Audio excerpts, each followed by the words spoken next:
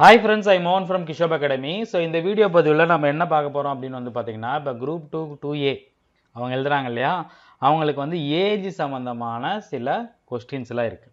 Sir யார் யார் age eligible, யார் யார் பாரஸ்டர் கொண்டு வந்திருக்காங்க, அதில் என்ன வரும், சரிங்களா? ஒருவேளை ஏஜ் எலிஜிபிளாக இருந்து எப்படி எடுப்பாங்க, என்ன மாதிரி போஸ்டிங் வரும் அப்படிங்கிறதுக்கான ஒரு வீடியோ இது, சரிங்களா? இது நோட்டிஃபிகேஷன்லேருந்து எடுத்தது. இதற்கப்புறம் வந்து பார்த்தீங்கன்னா இதோட நான் இந்த வீடியோ முடிச்சதுக்கப்புறம் இன்னொன்று கண்டினியூ ஆகும். என்ன அப்படின்னா, நீங்கள் அப்ளை பண்ண போகிறீங்க இல்லையா, அப்ளை பண்ண போகும்போது எது கவனிக்கணும், எது எஸ் கொடுக்கணும், எது நோ கொடுக்கணும், எது அங்கே அப்ளை பண்ணுவாங்க, நீங்கள் எது சரி பார்க்கணும் அப்படிங்கிறது எல்லாமே இந்த வீடியோவில் உங்களுக்கு சொல்லிவிடுவோம். மேக்ஸிமம் உங்களோட 99%க்கான சந்தேகங்கள் வந்து பார்த்திங்கன்னா இந்த வீடியோவோட தீர்ந்துடும், சரிங்களா? எங்களுக்கு வந்து அதிகமான கேள்விகள் வந்தது என்னன்னு வந்து பார்த்திங்கன்னா, சார் நான் வந்து ஏஜ் வந்து பார்த்திங்கன்னா எனக்கு 45+ ஆச்சு, 40+ ஆயிடுச்சு, இந்த மாதிரி வரும்போது நான் என்ன பண்ணுறது அப்படிங்கிற மாதிரி கேட்பாங்க. முதல் விஷயம், அவங்க தகுதி வரம்பு கொடுத்துருக்காங்க. இங்கே பாருங்கள், வயது வரம்பு இதர பிரிவினை சார்ந்தவர்கள்னு கொடுத்துட்டாங்க. இதில் வகுப்பினை சாராத தேர்வர்கள், அதாவது இப்போ நான் வாசிக்க போகிறவங்க மட்டும், அவங்க இல்லாதவங்களுக்கு மட்டும்தான் இந்த ஏஜ் வந்து பார்த்திங்கன்னா பிரச்சனையாக இருக்கும். அதாவது ஆதி திராவிடர், ஆதி திராவிடர்லேயே அருந்ததியர், பட்டியல், சரிங்களா? பட்டியல், மீ-பி-வா அப்படின்னா என்னன்னா எம்பிசி, மிகவும் பிற்படுத்தப்பட்ட வகுப்பினர், மோஸ்ட் பேக்வேர்டு கிளாஸு, சீர்மரபினர், சரிங்களா? அதற்கப்புறம் வந்து பார்த்திங்கன்னா பேக்வேர்டு கிளாஸு, இ-ஆ அப்படின்னா பேக்வேர்டு கிளாஸ்லேயே இஸ்லாமியர் அல்லாதோர், அப்போனா என்னன்னா பிசி, சரிங்களா? இந்த பக்கம் வந்து பார்த்திங்கன்னா பிசிஇ அப்படின்னா பிற்படுத்த வகுப்பினர் இஸ்லாமியர், அதாவது பிசிஎம்ஏ ஆகிய வகுப்பினை சாராத தேர்வர்கள். இதை சாராத தேர்வர்கள் மட்டும்தான் வந்து பார்த்தீங்கன்னா இதில் வயது வரம்பு, இவங்க கொடுத்த வயது வரம்பு. புரியுதா உங்களுக்கு? மேக்சிமம் நம்ம எல்லாருமே இதுக்குள்ளே வந்துடுவோம். இதில் இல்லாத யாராவது வந்தால் மட்டும்தான் இந்த வயது வரம்பு அவங்க கொடுத்துருக்காங்க. அது வரைக்கும் வயது வரம்பு அப்படிங்கிறது இல்லை. இதுதான் வந்து பார்த்திங்கன்னா குரூப் 4லையும் சொல்லியிருந்தாங்க. குரூப் 2லையும் உங்களுக்கு அந்த சந்தேகங்கள் ஏன் வருதுன்னு எனக்கு தெரியல. இப்போ வந்து குரூப் 1 மாதிரியான சில தேர்வுகளுக்கு வந்து பார்த்திங்கன்னா வயது வரம்பு கொடுத்துருப்பாங்க, 37, 39ங்கிற மாதிரி கொடுத்துருப்பாங்க. குரூப் 2, 2A, குரூப் 4, அதுக்கப்புறம் வர குரூப் 5, 6, 7, 8 எல்லாத்துக்கும் பெரும்பாலும் வயது வரம்பு கொடுக்க மாட்டாங்க. சார் நான் பிசி என்ன பண்ணுறதுன்னு என்கிட்ட கேள்வி கேட்காதீங்க, எனக்கு சொல்லிட்டாங்க தெளிவாக. இங்கே பாருங்கள், இது கொடுத்துருக்காங்க இல்லையா, ஆகிய வகுப்பினை சாராத தேர்வர்கள், இதுக்கு அவங்களும் கொடுத்துருக்காங்க. கீழே வந்தீங்க அப்படின்னா இது என்ன மென்ஷன், இங்கே பாருங்கள், பிற்படுத்த வகுப்பினர் இஸ்லாமியர் அல்லாதோர் பிசியில் வந்துடுவீங்க, பிற்படுத்த வகுப்பினர் இஸ்லாமியர்னா பிசிஎம்ல வந்துடுவீங்க, மீ-பி-வா சீமா அப்படின்னா எம்பிசி சீர்மரபினர் வந்துடுவாங்க, எஸ்டி ஆதி திராவிடர், ஆதி திராவிடர் அருந்தினியர், பட்டியல் பழங்குடியினர், எஸ்சி எஸ்டி எல்லாருமே இதில் வந்துடுவாங்க. ஸோ இவங்களுக்கு மேக்சிமம் ஏஜ் லிமிட்டு இதில் வர எந்த ஒரு போஸ்டிங்க்குமே இல்லை, சரிங்களா? ஃபஸ்ட்டு உங்களோட டவுட்டுக்கான கிளியர் நான் சொல்லிட்டேன். ரெண்டாவது, சில போஸ்டிங்க்கு வந்து பார்த்திங்கன்னா சட்டத்தில் பட்டம் பெற்றவர்களுக்கு மட்டும்னு கொடுத்துருக்காங்க. சில பேர் வந்து பார்த்திங்கன்னா பிஎல் படிச்சிருப்பாங்க, அவங்களுக்குன்னு சில போஸ்டிங் இதில் இருக்குது. ஸோ அவங்களுக்கு இதில் இந்த ஏஜ் கேட்டகரியில் வராத இந்த கேஸ்ட் கேட்டகரியில் வராதவங்களுக்கு ஏஜ் லிமிட் கொடுத்துருக்காங்க. ஸோ மேக்ஸிமம் நம்ம எல்லாருமே வந்துடுவோம், சரிங்களா? இங்கே பாருங்கள், வனவர்னு கொடுத்துருப்பாங்க, பாரஸ்டர் அப்படிங்கிறது சிலது கொண்டு வந்திருக்காங்க, சரிங்களா? பாரஸ்டரில் நமக்கு என்ன இருக்கும் அப்படின்னா அதில் சில ஏஜ் கிரைட்டீரியா கேட்டகரிஸ் இருக்கும். ஆனால் அதுவும் ஏன் கொடுத்துருக்காங்க அப்படின்னா அதில் என்டியூரன்ஸ் டெஸ்ட் இருக்குது. அதாவது பிசி மாதிரி அதுக்கும் வந்து பார்த்திங்கன்னா ஃபிசிக்கல் ஃபிட்னஸ் டெஸ்ட் இருக்குது. அந்த டெஸ்ட்டுக்கு மட்டும்தான் 37, 39 அபோவ் இருக்கிறவங்க செலக்ட் ஆகிறதுக்கான வாய்ப்புகள் கம்மி, சரிங்களா? ஆனால் அது போஸ்டிங் கம்மி தான். ஸோ அந்த போஸ்டிங் தவிர மற்ற எல்லா போஸ்டிங்க்குமே நாம் எல்லாருமே எல்லா ஏஜ்லேயும் எலிஜிபிள், சரிங்களா? அப்புறம் வந்து பார்த்திங்கன்னா இங்கே பாருங்கள், தொகுதி 2A, அதாவது 2Aல சில போஸ்டிங் இருக்குது. என்னென்னா விடுதி காப்பாளர். விடுதி காப்பாளர் அப்படின்னா யார்? இந்த வார்டனு.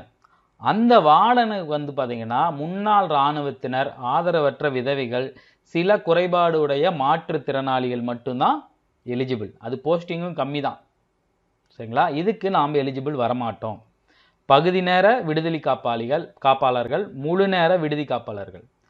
இந்த போஸ்டிங் யாருக்கு எடுத்து வச்சிருக்காங்கன்னு வந்து பார்த்தீங்கன்னா, இந்த எக்ஸ் ஆர்மி, எக்ஸ் மிலிட்ரி அவங்களுக்கு, சில மாற்றுத்திறனாளிகளுக்கு எடுத்து வச்சிருக்காங்க, அப்புறம் ஆதரவற்ற விரைவிலுக்கு எடுத்து வச்சிருக்காங்க. அந்த போஸ்டிங்க்கு நம்ம எலிஜிபிள் கிடையாது. இது 2A வருது.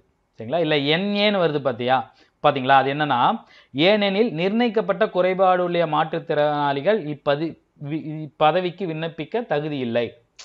சில மாற்றுத்திறனாளிகள் தவிர மற்றவங்க இந்த பகுதிக்கு இந்த தேர்வுக்கு வந்து பார்த்தீங்கன்னா எலிஜிபிள் இல்லை. ஸோ ஃபாரஸ்டர், இந்த விடுதி காப்பாளர், சட்டம் சம்பந்தமான சில பொறுப்புகள், சில போஸ்டிங்கை தவிர எல்லா போஸ்டிங்க்கும் நம்ம எலிஜிபிள். இப்போ வந்து பார்த்தீங்கன்னா ஒரு 2500 போஸ்டிங் இருக்குன்னா இந்த எலிஜிபிள் இருக்கிற போஸ்டிங் ஒரு 20-30 போஸ்டிங் தான் போகும். அதை தவிர பேலன்ஸ் இருக்கிற 2470 போஸ்டிங்க்குமே நம்ம எல்லாருமே எலிஜிபிள். சரிங்களா? ஸோ அதனால் நீங்கள் கொடுக்கும்போதே டவுட்டோட கொடுக்காதீங்க, கான்ஃபிடெண்ட்டாக கொடுங்க. அப்ளை பண்ணும்போதே கான்ஃபிடெண்ட்டாக அப்ளை பண்ணுங்க. சரிங்களா? இங்கே பாருங்க, மேக்சிமம் அதிகபட்ச வயது வரம்பு இல்லைன்னு தான் கொடுத்துருக்காங்க. வனவர் இங்கே பாருங்க, ஃபாரஸ்டரு, துணை வணிக வரி அலுவலர், அதாவது நான் சொன்னேன் இல்லையா, அந்த சட்டத்தில் பட்டம் பெற்றவர், அவங்கள தவிர மேக்சிமம் வர எல்லா போஸ்டிங்க்கும் அதிகபட்ச வயது வரம்பு இல்லை. 2A ரெண்டுமே. சரிங்களா? இங்கே பாருங்க, அனைத்து பதவிகளுக்கும் முழு நேர விடுதி காப்பாளர் பதவி தவிர, அதை தவிர மேக்சிமம் எல்லா போஸ்டிங்க்கும் அதிகபட்ச வயது வரம்பு இல்லை. ஏன்னா மேக்சிமம் நம்ம எல்லாமே இதுலேயே வந்துடுவோம். சரிங்களா? ரெண்டாவது, சில பேர்த்துக்கு சில டவுட்ஸ் இருக்குது. சார் நான் கண்ணாடி போட்டிருக்கேன், இதில் வந்து ஐ சைட்டு ஸ்டாண்டர்ட் 1ஆ 2ஆ 3ஆன்னு கேட்குறாங்க, என்ன கொடுக்குறதுன்னு எனக்கு தெரியல அப்படின்னு சொல்லி கேட்குறீங்க இல்லையா, அவங்களுக்கு இவங்க சில க்ரைட்டீரியா கொடுத்துருக்காங்க. சரிங்களா? இப்போ வந்து பார்த்தீங்கன்னா இங்கே பாருங்கள், நான் அது காட்டுறோம். இங்கே பார்த்தீங்கன்னா ஃபாரஸ்டர் வருது இல்லையா, ஃபாரஸ்டரும் நன்னடத்தை அலுவலர் அப்படிங்கிற 2 போஸ்டிங் இருக்குது. 2 போஸ்டிங்க்கு மட்டும்தான் தரம் 1 கேட்குறாங்க. அதாவது உங்களோட ஐ சைட்டில் எந்த பிரச்சனையும் இருக்கக்கூடாது அப்படின்னு கேட்குறது. சரிங்களா? அதுவுமே தரம் 2, அதற்கு மேம்பட்ட தரம், நம்ம எல்லாத்துலேயுமே தரம் 1ல் வந்துடும். கண்ணாடி போட்டிருக்கீங்களும் மேக்ஸிமம் வந்துடுவாங்க. அது மைனஸில் போயிருக்கு, கண்ணில் வந்து சில பிரச்சனைகள் இருக்குது, ஐயில் வந்து பிரச்சனை இருக்குது, எனக்கு பக்கத்தில் இருக்கிறது ரொம்ப தெளிவாக தெரியாது, ரொம்ப ஒரு மாதிரி தெரியும், கண்ணில் ஆப்ரேஷன் பண்ணிருக்கு, புறை இருக்குது அப்படிங்கிறவங்களுக்கு வந்து பார்த்திங்கன்னா இந்த தரம் 1, 2 அப்படிங்கிறது அதில் தான் பிரச்சனை வரும். அதுவும் எந்த போஸ்டிங்க்கு, வனவர் ஃபாரஸ்டர் போஸ்டிங் மட்டும்தான் இந்த ஐ சைட்டில் பிரச்சனை இருக்கிறவங்க எலிஜிபிள் ஆக மாட்டாங்க. சரிங்களா? சார் இது எப்படி நான் போகிறதுனா, மேக்ஸிமம் 1 நீங்கள் எல்லோரும் போட்டுருங்க. சரிங்களா? மேக்ஸிமம் தரம் 1 போட்டுருங்க. இல்லை சார் எனக்கு வந்து கண்ணில் பிரச்சனை இருக்குது, எனக்கு ஒரு கண் தெரியாது, இல்லை எனக்கு வந்து மாலைக்கண் நோய் இருக்குது, நிறக்குருடு இருக்குது அப்படிங்கிறப்ப இந்த போஸ்டிங்கில் நீங்கள் எலிஜிபிள் வரமாட்டீங்க. சரிங்களா? அதாவது அது மட்டும் இல்லாமல் இந்த வனவர் போஸ்ட்டு நீங்கள் போகும்போது உங்களோட இங்கே பாருங்கள், கண் பார்வை குறைபாடு உடைய தேர்வர்கள் அரசு மருத்துவமனையில் பணியாற்றும் தகுதி வாய்ந்த கண் மருத்துவரிடம் கண் பார்வை தகுதி சான்றிதழை பெற்று பணி நிலையத்தின் போது நியமன அலுவலரிடம் சமர்ப்பிக்க வேண்டும். எது? வனவர் போஸ்டிங்க்கு. சரிங்களா? அவங்களுக்கு மட்டும்தான் தரம் 1ல் வருவாங்க. எனக்கு மேஜராக கண்ணில் ஏதாவது பிரச்சனை இருக்குது, நிறக்குருடு இருக்குது, மாலைக்கண் நோய் இருக்குது, ஒரு கண் தான் எனக்கு சரியாக தெரியும், ஒரு கண் தெரியாது, எனக்கு கண்ணில் புறை வந்துருக்கு, கண்ணில் மேஜர் ஆப்ரேஷன் பண்ணியிருக்கு, மேஜர் ஆப்ரேஷன், சின்ன சின்ன ஆப்ரேஷன்லாம் நீங்கள் கணக்கிலே எடுத்துக்கூடாது, மேஜர் ஆப்ரேஷன் பண்ணியிருக்குங்கிறவங்க மட்டும்தான் வனவர் போஸ்ட்டுக்கு எலிஜிபிள் இருக்காது. கண்ணாடி போட்டிருக்கீங்களா, மேக்ஸிமம் தரம் 1, 2ல் வந்துடுவாங்க. சரிங்களா? மேஜர் போஸ்ட்டில் இருக்கிற மேஜர் பிரச்சனை இருக்கிறவங்க மட்டும்தான் வர முடியாது. எதில் வர முடியாது? இந்த கண் பார்வை, அதாவது தரம் 1ல் வர முடியாது. சரிங்களா? நாம் அது மட்டும் இல்லாமல் இந்த சர்டிஃபிகேட் அதாவது வாங்கி கொடுக்குறப்ப நம்ம பணி நியமனத்தின் போதுன்னு சொல்லிட்டாங்க. இங்கே பாருங்கள், நியமனத்தின் போதுன்னு சொல்லிட்டாங்க. ஸோ அதனால் நீங்கள் அதை வந்து கணக்கில் எடுத்துக்காதீங்க. ஒருவேளை உங்களுக்கு ஐயில் ரொம்ப பெரிய பிரச்சனை இருக்குன்னா நீங்கள் இந்த போஸ்டிங் மட்டும்தான் எலிஜிபிள் இருக்க மாட்டீங்க. எதுக்கு? வனவர், நன்னடத்தை அலுவலர். மற்ற மேக்ஸிமம் எல்லா போஸ்ட்டுக்கும் நீங்கள் எலிஜிபிளாக தான் இருப்பீங்க. ஸோ ஏஜ் உங்களுக்கு இப்போ வந்து கிளியர் ஆயிடுச்சு, கண் பார்வை கிளியர் ஆயிடுச்சு, யார் எந்த போஸ்ட்டுக்கு எலிஜிபிள் அப்படின்னு கிளியர் ஆயிடுச்சு. நீங்கள் முதல்ல ப்ரிலிமினரிஸ் பாஸ் பண்ணணும், அதுக்கப்புறம் மெயின்ஸ் போகணும், மெயின்ஸ் நீங்கள் பாஸ் பண்ணணும், அதுக்கப்புறம் தான் நீங்கள் எந்த போஸ்டிங் இல்லைங்கிறதெல்லாம் உங்களுக்கு தெரிய வரும். நீங்கள் அடி எடுத்து வைக்கும்போதே நான் எலிஜிபிள் இல்லையான்னு எனக்கு தெரியலையே அப்படின்னு நீங்கள் யோசிச்சுட்டு இருந்தீங்கன்னா நீங்கள் எப்படி ப்ரிலிம்ஸ் பாஸ் பண்ணுவீங்க? அதெல்லாம் யோசிச்சிங்க. சரிங்களா? ஸோ இப்போ உங்களுக்கு இந்த 2 விஷயம் கிளியராக இருக்கும். சரிங்களா? இங்கே பாருங்கள், வனவர் பதவி ஃபாரஸ்டர் வரும்போது உங்களுக்கு வந்து பார்த்திங்கன்னா உயரம் பிரச்சனை இருக்குது. உயரம் 163 சென்டிமீட்டர், அதுக்கு மேலே இருக்கணும். மார்பு சைஸ் இருக்குது. உங்களோட செஸ்ட் மெஷர்மெண்ட் கொடுப்பாங்க. அது மட்டும் இல்லாமல் உங்களுக்கு வந்து பார்த்திங்கன்னா அதில் என்டியூரன்ஸ் டெஸ்ட் இருக்கும். ஒரு 20-25 கிலோமீட்டர் நீங்கள் இத்தனை டைமுக்குள்ளே நடக்கிற மாதிரி உங்களுக்கு என்டியூரன்ஸ் டெஸ்ட் இருக்கும். அதெல்லாம் யாருக்கு? ஃபாரஸ்டருக்கு இருக்கிற வேண்டியது. மற்ற போஸ்டிங்க்கு எல்லாமே 2500 போஸ்டிங்கில் ஒரு 30-40 போஸ்டிங் மட்டும்தான் இந்த மாதிரி இருக்கும். மற்ற போஸ்டிங்கெல்லாம் நீங்கள் எழுதுறீங்க, பாஸ் பண்ணுறீங்க, போஸ்டிங் போகிறீங்க, அவ்வளோதான். சரிங்களா? இதை பற்றி நீங்கள் கவலைப்பட வேணாம். ஸோ அடுத்தது நம்ம என்ன பார்க்க போகிறோம் அப்படின்னா, நாம் அப்ளை பண்ணும்போது எதை எதை கவனிக்கணும், எது எது எஸ் கொடுக்கணும், எது எது நோ கொடுக்கணும், அதை நான் உங்களுக்கு இப்போ சொல்கிறேன். சரிங்களா? ஸோ இவ்வளோ நேரம் வந்து பார்த்தீங்கன்னா நம்ம இந்த தகுதி, என்ன தகுதிகள் இருக்குது, வயசு என்ன இருக்குது, யார் அப்ளை பண்ணலாம், யார் பிரச்சனை கவலை பண்ணணும் அப்படிங்கிறதெல்லாம் பார்த்தோம். சரிங்களா? இப்போ நம்ம அப்ளை பண்ணும்போது எது எது கவனிக்கணும் அப்படிங்கிறத நம்ம பார்க்க போகிறோம். சரிங்களா? இது வந்து ஆல்ரெடி ஒருத்தர் அப்ளை பண்ணியிருப்பார் இல்லையா, அவர் அப்ளை பண்ணி அக்னாலஜியாக ஒரு 2 சீட்டு வரும், எதை நீங்கள் சரி பார்க்கணும்னு சொல்லிட்டு. சரிங்களா? ஸோ உங்களோட பதிவு தேதி வந்துடும். சரிங்களா? என்னைக்கு போய் நீங்கள் அப்ளை பண்ணுறீங்களோ அதோட டேட்டு வந்துடும். சரிங்களா? அதுக்கப்புறம் விண்ணப்பதாரின் பெயர், பாலினம், பிறந்த தேதி. பிறந்த தேதி ரொம்ப முக்கியம். கொடுக்கும்போது எல்லா ப்ரூஃப்லேயும் என்ன தேதி இருக்கோ அதை கொடுங்க. இது ஆல்ரெடி கொடுத்து எங்களுக்கு தெரியும். இல்லை அப்படின்னாலும் 1க்கு 2 தடவை பார்த்துங்க. நம்ம அப்பா பேர், அம்மா பேர், திருமண நிலை. சரிங்களா? ஒருவேளை நீங்கள் போன தடவை நீங்கள் திருமணம் ஆகலை, இந்த தடவை திருமணம் ஆயிருக்கு அப்படின்னா நீங்கள் 1 டைம் ரிஜிஸ்ட்ரேஷனில் போய் முதல்ல மேரீடு, அன்மேரீடு இருந்தால் மேரீடு மாற்றிடுங்க. மேரீடு மாற்றிட்டு நீங்கள் அப்ளை பண்ணுங்கள். அவங்களுக்கு சொல்கிறது புரியுதா? சார் குரூப் 2க்கு முன்னாடி போன தடவை நான் எழுதும்போது 1 டைம் ரிஜிஸ்ட்ரேஷன் பண்ணும்போது எனக்கு கல்யாணம் ஆகலை, இப்போ கல்யாணம் ஆயிருக்குன்னா இப்போ நீங்கள் மாற்றிக்கிங்க, மாற்றிக்கிட்டு நீங்கள் அதை பண்ணுங்கள். சரிங்களா? நாளைக்கு அது ஒரு நம்மளுக்கு பிரச்சனையாக வரக்கூடாது அப்படிங்கிறதுக்கோசரம். சார் மொபைல் நம்பர் பார்த்துட்டு, மெயில் ஐடி பார்த்துட்டுனா எல்லாத்தையும் முதல்ல 1 டைம் ரிஜிஸ்ட்ரேஷனில் மாற்றிக்கிட்டு அதுக்கப்புறம் இங்கே கொடுங்க. அதாவது மாற்ற வேண்டிய சூழ்நிலைகள் இருந்தால் மட்டும். சார் நான் மாற்றணுமா, எனக்கு தேவையில்லை அப்படின்னு சொல்கிறீங்க, தேவையில்லை, மாற்றாதீங்க. நான் சொல்கிறது உங்களுக்கு புரியுதா? உங்களுக்கு ஆல்ரெடி இப்போ கல்யாணம், நீங்கள் 1 டைம் ரிஜிஸ்ட்ரேஷன் பண்ணும்போது உங்களுக்கு கல்யாணம் ஆகலை, இப்போ நீங்கள் குரூப் 2 அப்ளை பண்ணும்போது கல்யாணம் ஆயிருக்குன்னா உங்களுக்கு இதை மாற்றதுக்கான வாய்ப்பு இருந்துச்சுன்னா மாற்றிக்கிட்டு அப்ளை பண்ணுங்கள். சரியா? அடுத்தது உங்களோட பிறந்த மாவட்டங்கள், அதெல்லாம் நீங்கள் ஆல்ரெடி நீங்கள் கொடுத்துருப்பீங்க. அதாவது இது வந்து பார்த்திங்கன்னா 1 டைம் ரிஜிஸ்ட்ரேஷன் பண்ணும்போதே நீங்கள் கொடுத்துருக்க வேண்டிய விஷயங்கள். அது அப்படியே ஏன்னா வந்து பார்த்திங்கன்னா இதாகும். நீங்கள் அப்போ ஜாதி சான்றிதழ் வாங்கலை அப்படின்னா ஜாதி சான்றிதழ் வாங்கிட்டு அதோட உட்பதிவு, சான்றிதழோட எண், சான்றிதழ் வழங்கப்பட்ட தேதி 2ம் ஆல்ரெடி கொடுத்துருந்தீங்கன்னா பிரச்சனை இல்லை, கொடுக்கலாம் அப்டேட் பண்ணிங்க. சார் நான் 1 டைம் ரிஜிஸ்ட்ரேஷன் பண்ணிட்டேன் அப்படிங்கிறவங்களுக்கு இது தேவைப்படாதுன்னா இது நீங்கள் உங்கள் ஐடி போட்டோன்னே இது ஆட்டோமேட்டிக்காக வந்துடும். அதுக்கப்புறம் தான் நம்ம பார்க்க வேண்டியது இருக்குது. சரிங்களா? மாற்றுத்திறனாளியா இருந்தீங்க அப்படின்னா ஆம் கொடுங்க, இல்லைன்னா இல்லைன்னு கொடுங்க. சரிங்களா?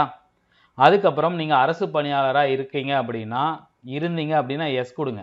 எஸ் கொடுத்தீங்கன்னா நீங்கள் பரீட்சை எழுதி முடித்ததுக்கப்புறம் எக்ஸாம் போகும்போது, ஏன்னா வந்து பணி நியமன ஆவணை போகும்போது நோ டியூட்டி சர்டிஃபிகேட்லாம் வாங்கி கொடுக்கணும். சரிங்களா?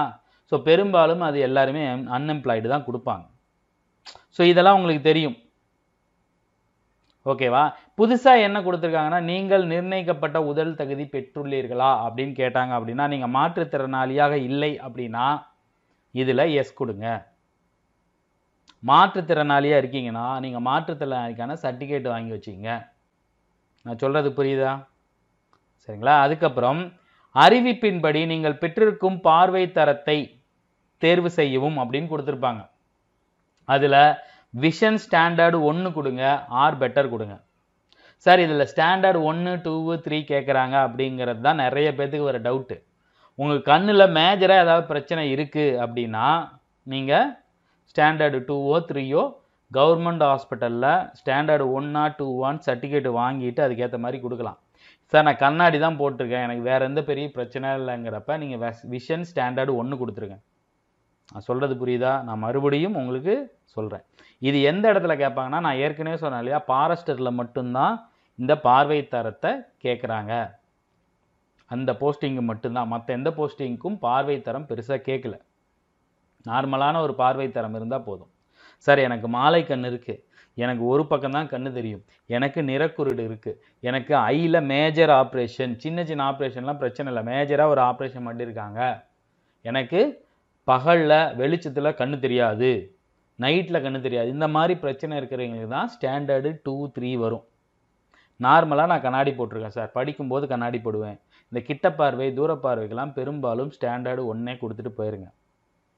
இந்த பார்வை திறன் சோதனைலாம் எங்கே கேட்பாங்கன்னா, நீங்கள் ஃபாரஸ்டர் எக்ஸாமுக்கு தேர்வாகி என்டூரன்ஸ் டெஸ்ட் முடித்ததுக்கப்புறம் உங்களுக்கு நீங்கள் ஐசைட்டில் ஏதாவது பிரச்சனை இருக்கான்னு பார்க்கறதுக்கு மட்டும்தான் கேட்பாங்க. ஸோ எல்லாரும் பெரும்பாலும் ஸ்டாண்டர்டு 1 கொடுத்துருங்க.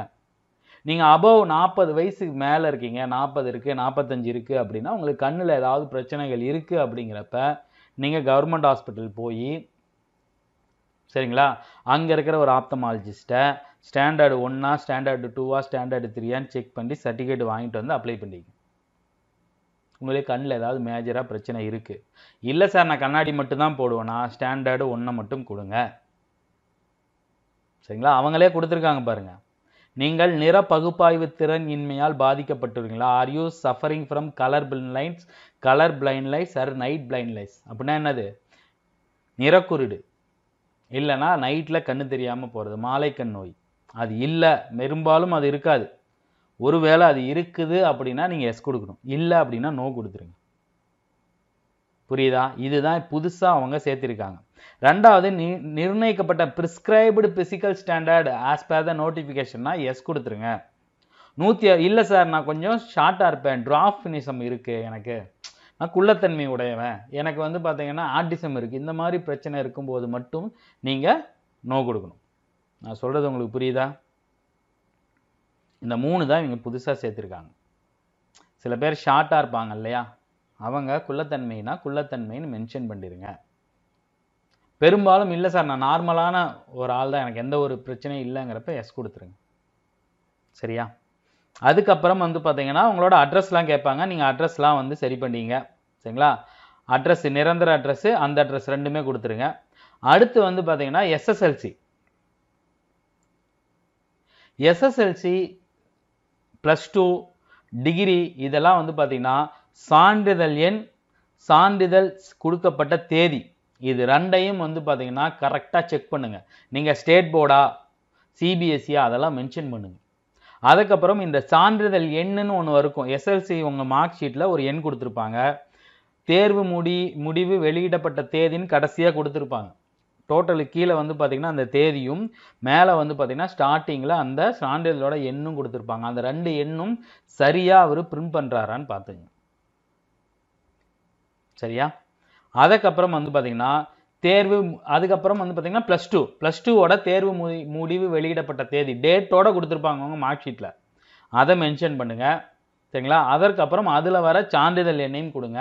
இங்கே பாருங்கள், இதில் எல்லாத்துலேயுமே தமிழை ஒரு பாடமாக எழுதி தேர்ச்சி பெற்றுள்ளா. நீங்கள் இங்கிலீஷ் மீடியமாக இருந்துட்டு போங்க, தமிழ் ஒரு சப்ஜெக்ட் எழுதிருப்பீங்கள்ல, எஸ்னா எஸ் கொடுங்க. சரிங்களா? அதுக்கப்புறம் யூஜி டிகிரி. சரிங்களா? யூஜி டிகிரியில் புதுசாக என்ன சேர்த்திருக்காங்க அப்படின்னு வந்து பார்த்தீங்கன்னா, இங்கே பாருங்கள், நீங்கள் பெற்றிருக்கும் கல்வி தகுதியானது அறிவிக்கையின்படி, அந்த நோட்டிஃபிகேஷன் படி கல்வி தகுதி அதற்கு இணையான கல்வி தகுதியான்னு கேட்டால் ப்ரிஸ்கிரைப்டு குவாலிஃபிகேஷன் கொடுப்பாங்க. ஆம்னு அர்த்தம். அறிவிக்கப்பட்ட சமமான கல்வி தகுதி தேர்ச்சி, அதாவது அந்த கல்வி தகுதி உடையவன் அர்த்தம். இதுதான் புதுசாக அவங்க சேர்த்திருக்கிற இது. அதில் ப்ரிஸ்கிரைப்டு குவாலிஃபிகேஷன் கொடுங்க. முதன்மை பாடத்திட்டம் பிஎஸ்சி கம்ப்யூட்டர் சயின்ஸில் சார் நான் பிஎஸ்சினா உங்களோட மேஜர் வந்து கம்ப்யூட்டர் சயின்ஸ், ஒவ்வொருத்தருக்கும் ஒரு மேஜர் இருக்கும் இல்லையா, அந்த மேஜரை கொடுங்க. சரிங்களா? அதுக்கப்புறம் சான்றிதழ் எண், எந்த வகுப்பில், ஃபஸ்ட் கிளாஸா செகண்ட் கிளாஸான்னு இருக்குது, ஃபஸ்ட் கிளாஸ் கொடுத்துட்டு அதுக்கப்புறம் ஈக்குவலன்ட் கிரேடுன்னு இருக்கும், அதுலேயே அவங்களுக்கு தெரியும். சரிங்களா? அதை கொடுங்க. அதுக்கப்புறம் கோஆப்ரேட்டிவ், இது புதுசாக சேர்த்துருக்காங்க. கோஆப்ரேட்டிங்கில் நீங்கள் ஏதாவது ஒரு ட்ரைனிங் பெற்றிருந்தீங்க அப்படின்னா, இல்லை அதுக்காக சர்டிஃபிகேஷன் இருந்துச்சு அப்படின்னா எஸ் கொடுங்க. அந்த சர்டிஃபிகேட்டை பின்னாடி வந்து பார்த்தீங்கன்னா நீங்கள் அப்லோட் பண்ணுற மாதிரி இருக்கும் பிலிம்ஸ் பாஸ் பண்ணதுக்கப்புறம். இல்லை அப்படின்னா நோ கொடுத்துருங்க. புரியுதுங்களா? அதுக்கப்புறம் இப்போ பார்க்க போது ரொம்ப முக்கியமான 2 தகவல். இது 2 தகவலும் இப்போ வந்து மென்ஷன் பண்ணியிருக்காங்க. புரியுதுங்களா? அதாவது ஆர் யூ ப்ரொபஸிங் ஹிந்து ரிலீஜியன், இதில் இந்து சமய அறநிலையத்துறையில் சில போஸ்டிங் இருக்குது. இங்கே பாருங்கள், போஸ்டிங் ஆடிட் இன்ஸ்பெக்டர் போஸ்ட்டோட கோடு வந்து பார்த்தீங்கன்னா 10-2-3, அதுக்கப்புறம் வந்து பார்த்தீங்கன்னா 2271. இது எல்லாமே யார் எலிஜிபிள்னா இந்துக்கள் மட்டும் எலிஜிபிள் இந்த 2 போஸ்டிங்க்கு. நீங்கள் இந்து சமயத்தை சேர்ந்தவரா, நீங்க இந்து சமயத்தை வழிபடுறீங்களாங்கிற கேள்வி. நீங்க ஒருவேளை முஸ்லீமா இருக்கீங்க அப்படின்னா இந்த போஸ்டிங்க்கு நீங்க எலிஜிபிள் ஆக மாட்டீங்க. புரியுதா? அதுல மென்ஷன் பண்ணியிருக்காங்க. ஹிந்து ரிலீஜியன் இல்லாம பிசிஎம் இருக்காங்க அப்படின்னா அவங்க இந்த போஸ்டிங்க்கு வந்து பார்த்தீங்கன்னா எலிஜிபிள் இருக்க மாட்டாங்க. சரிங்களா? அது வந்து கொடுத்துருக்காங்க, நான் உங்களுக்கு காட்டுறேன். ஸோ இங்கே பாருங்க, இந்த நோட்டிஃபிகேஷனில் வந்து பார்த்தீங்கன்னா கொடுத்துருப்பாங்க, இந்து சமய அறநிலையத்துறையில் தணிக்கை ஆய்வாளர் மற்றும் உதவி ஆய்வாளர் பதவிகளுக்கு பாதி தான் தெரியும். இந்து சமயத்தை பின்பற்றும் தேர்வாளர்கள் மட்டுமே விண்ணப்பிக்கக்கூடிய தகுதியுடையவர்கள். சரிங்களா? அதாவது இதில் பாருங்க, இந்த போஸ்டல் கோடு கொடுத்துருக்காங்க இல்லையா, அது வந்து பார்த்தீங்கன்னா இந்து ரிலீஜியஸ் ஆடிட் இன்ஸ்பெக்டர் மற்றும் அசிஸ்டண்ட் சில போஸ்டிங் இருக்கு. அது வந்து பார்த்தீங்கன்னா யார் எலிஜிபிள் அப்படின்னா இந்துக்கள் மட்டும்தான் எலிஜிபிள். பிசிஎம் நீங்க கொடுக்குறீங்க அப்படின்னா ஜாதி சான்றிதழில் முஸ்லீம்னு கொடுத்துருப்பாங்க. ஸோ உங்களோட விண்ணப்பங்கள் நிராகரிக்கப்படும். இந்த 2 போஸ்டிங் வரும்போது நீங்க என்ன கொடுக்கணும்? ஒருவேளை இந்துவா இல்லை அப்படின்னா நோ கொடுக்கணும், இந்துவா இருக்கீங்க அப்படின்னா எஸ் கொடுக்கணும். சரிங்களா? அதே மாதிரி do you want to consider the post of forester அப்படின்னு வர இடத்துல நோ கொடுத்துருங்க. புரியுதுங்களா? do you want to be considered for the post for forester? உங்களுக்கு வந்து உடல் தகுதி இல்லை, உங்களால் இப்போ 2-3 போஸ்ட் கொடுத்துருக்காங்க. 330 நான் வந்து 3362 3363. சரிங்களா? ஸோ பாருங்க, வனவர் நன்னடத்தை அலுவலர் இந்த 2 போஸ்டிங்க்கு மட்டும்தான் வந்து பார்த்தீங்கன்னா இந்த உடல் தகுதி தேர்வு, பார்வையே அதெல்லாம் இருக்கு, வயசு இருக்கு. சரிங்களா? நீங்கள் வந்து ஃபாரஸ்டருக்கு நான் எலிஜிபிள் ஆகிறதுக்கு எனக்கு வாய்ப்பு இல்லை, எனக்கு வயசு அதிகமாக இருக்குது, அபோவ் 35க்கு மேலே இருக்குது, 32க்கு மேலே இருக்குது, என்னால் வந்து என்டூரன்ஸ் டெஸ்ட்லாம் பாஸ் பண்ண முடியாது அப்படின்னு நினைக்கிறவங்க இதுக்கு வந்து பார்த்தீங்கன்னா நீங்கள் நோ கொடுத்துடலாம். சரிங்களா? இல்லை சார் நான் ஃபாரஸ்டருக்கும் நான் எலிஜிபிள், ஃபாரஸ்டர் வந்தாலும் நான் போவேன் அப்படிங்கிறவங்க வேண்டாம் எஸ் கொடுத்துருங்க. ஆனால் பெரும்பாலும் இந்த இடத்துல நோ தான் கொடுப்பாங்க. நீங்கள் வயசு அதிகமாக இருந்து இந்த இடத்துல எஸ் கொடுத்தீங்க அப்படின்னா மறுபடியும் வந்து பார்த்தீங்கன்னா உங்களோட அப்ளிகேஷன் உள்ளே போகாது. புரியுதா உங்களுக்கு? வயசு கம்மியாக இருக்குது, எனக்கு ஒரு 21 22 தான் ஆகுது, எனக்கு சரியான ஹைட் இருக்குது, எனக்கு பார்வை திறன் சரியாக இருக்குது, பிசி அதாவது போலீஸுக்கு போகிற அளவுக்கு எனக்கு வந்து உடல் இருக்குது, நான் என்டூரன்ஸ் டெஸ்ட்லையும் பாஸ் பண்ணுவோம் அப்படிங்கிறீங்க வேண்டாம் இந்த இடத்துல எஸ் கொடுக்கலாம். நான் சொல்கிறது உங்களுக்கு புரியுதா? இது 2 தான் புதுசாக சேர்த்திருக்காங்க, அதுக்கு தான் இந்த வீடியோ பதிவே. உங்களுக்கு நீங்கள் ஹிந்து ரிலீஜியனா இல்லை அப்படின்னா நீங்கள் ஹிந்து ரிலீஜியனாக இருந்தால் எஸ் கொடுங்க, ஹிந்து ரிலீஜியனாக இருந்தால் இல்லைன்னா இந்த இடத்துல நீங்கள் நோ கொடுங்க. பிசிஎம் முஸ்லீம்லாம் இந்த இடத்துல நோ கொடுத்துருங்க. ஏன்னா இந்த 2 போஸ்டிங்க்கு நீங்கள் எலிஜிபிள் வரமாட்டீங்க. அதே மாதிரி do you want to be consider for the post of forester, நீங்கள் ஃபாரஸ்டர் போஸ்டருக்கு கன்சிடர் பண்ணப்பட வேண்டுமா அப்படின்னு கேட்குறாங்க. கன்சிடர் பண்ணப்பட வேணும், எனக்கான உடல் தகுதிகள் இருக்குது, எனக்கான ஹைட் இருக்குது, எனக்கான செஸ்ட் மெஷர்மெண்ட் இருக்குது, என்டூரன்ஸ் டெஸ்ட்டில் நான் பாஸ் பண்ணுவேன் அப்படின்னு நினைக்கிறீங்க, புதுசாக படிக்கிறீங்க, வயசு கம்மியாக இருக்கிறீங்க, ஹைட்டாக இருக்கீங்க, அதற்கான உடல் தகுதி இருக்கீங்க வேண்டாம் எஸ் கொடுக்கலாம். இல்லை சார் எனக்கு வயசு அதிகம், என்னால் ஃபாரஸ்டர் போஸ்ட்டுக்கெலாம் போக முடியாது அப்படிங்கிறீங்க இந்த இடத்துல நோ கொடுங்க. இந்த இடத்துல மறுபடியும் சொல்கிறேன், இந்த இடம் வந்து பார்த்தீங்கன்னா audit inspector, audit assistant, Hindu ரிலீஜியனுங்கிறவங்க ஹிந்துக்கள் மட்டும்தான் விண்ணப்பிக்க தகுதி. நான் முன்னாடியே காட்டினேன். இது வந்து பார்த்தீங்கன்னா ஃபாரஸ்டர் போஸ்ட்டுக்கு நீங்கள் கன்சிடர் பண்ணணுமா இல்லையா அப்படிங்கிறது. கன்சிடர் பண்ணணும்னு நீங்கள் ஆசைப்பட்டீங்கன்னா எஸ் கொடுத்தீங்க அப்படின்னா அதுக்கான வயசு ஹைட்டு எல்லாமே உங்களுக்கு கேட்கும். நோ கொடுத்துட்டிங்கன்னா டைரெக்டாக அடுத்த கட்டத்துக்கு போயிடும். ஸோ அடுத்தது வந்து பார்த்தீங்கன்னா உங்களுக்கு ஆங்கில தட்டச்சு இருக்கா, டைப் ரைட்டிங் இருக்கா, ஷார்ட் அண்ட் ரைட் இருக்கா, அதுக்கெல்லாம் இருந்துச்சு அப்படின்னா எஸ் கொடுத்துட்டு அதுக்கேற்ற மாதிரி சான்றிதழ் வழங்கிய நாள்லாம் கொடுக்கணும். சரிங்களா? அப்புறம் கல்வி இயக்குனரால் நடத்தப்படும் கணினியில் அலுவலக தானியமயக்கல் சான்றிதழ் படிப்பில் தேர்ச்சி பெற்றுள்ளீர்களா? ஆஃபீஸ் ஆட்டோமேஷன் அவார்டு யாராவது இருந்தீங்கன்னா எஸ் கொடுங்க, இல்லைன்னா கொடுத்துருங்க. பிஎஸ்டிஎம் +2 வரைக்கும் படித்தது இதில் வராதுங்க. நீங்கள் டிகிரி தமிழ் வழியில் படிச்சிருந்தா மட்டும்தான் நீங்கள் எஸ் கொடுக்கணும். புரியுதா உங்களுக்கு? டிகிரி நீங்கள் தமிழில் படிச்சிருக்கீங்க அப்படின்னா தான் நீங்கள் பிஎஸ்டிஎம் அப்லோட் பண்ணணும். நான் +2 வரைக்கும் தமிழில் படிச்சிருக்கேன், 10th வரைக்கும் தமிழில் படிச்சிருக்கேன்னா இதில் வேலைக்கு ஆகாது. குரூப் 2 to A சரியா? அதுக்கப்புறம் வந்து பார்த்தீங்கன்னா பிலிம்ஸ் எக்ஸாம் எங்கே எழுதுறதுன்னு கேட்பாங்க. அதாவது பிலிம்ஸுக்கு வந்து பார்த்தீங்கன்னா நீங்கள் பக்கமாக போட்டுக்கலாம். சரியா? அதுக்கப்புறம் வந்து பார்த்தீங்கன்னா 2 இருக்கு இல்லையா, 2A இருக்குது பார்த்தீங்களா, அதுவும் பார்த்தீங்கன்னா இப்போ ஒரு வேளை நீங்கள் பக்கமாக இருக்கீங்கன்னா உங்களோட பக்கமான ஊர் நீங்கள் இருக்கிற மாவட்டம் பக்கத்து மாவட்டம் போட்டுக்கலாம். 2Aக்கு நீங்கள் பக்கமாக போட்டுக்கலாம். 2க்கு வந்து பார்த்தீங்கன்னா கொஞ்சம் லாங்காக தான் இருக்கும்.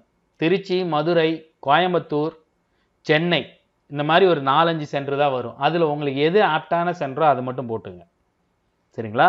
2வது சப்ஜெக்ட் பார் தேர்விற்கான பாடம் நீங்கள் பொது தமிழா பொது இங்கிலீஷு, இது வந்து பார்த்தீங்கன்னா ஃபிலிம்ஸ் நீங்கள் இங்கிலீஷ் படிப்பீங்க, இல்லைன்னா தமிழ் படிப்பீங்க. ஜிகே அது நீங்கள் தமிழா இங்கிலீஷான்னு போட்டுங்க. அதே மாதிரி குரூப் 2 2Aக்கு வந்து பார்த்தீங்கன்னா நீங்கள் தமிழ் கட்டாய தமிழ் வந்து பார்த்தீங்கன்னா எல்லாரும் தமிழ் எழுதுவாங்க. சரிங்களா? ஜென்ரல் ஸ்டடீஸு தமிழ்லையும் இருக்கும் இங்கிலீஷ்லேயும் இருக்கும்.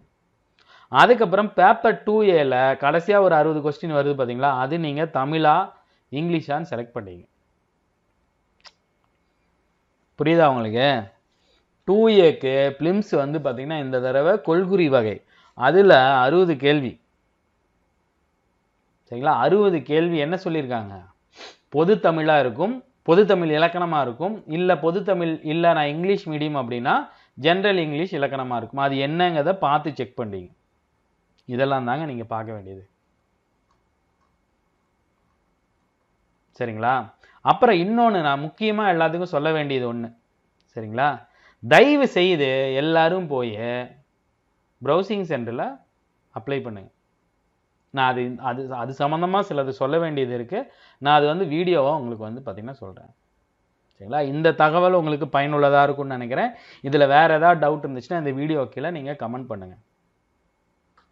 சரிங்களா? ஸோ இந்த வீடியோ பதிவு உங்களுக்கு எல்லாத்துக்குமே பயனுள்ளதாக இருக்கும்னு நினைக்கிறேன். இதே மாதிரி அடுத்த ஒரு வீடியோ பதிவில் நம்ம சந்திப்போம். தேங்க்யூ.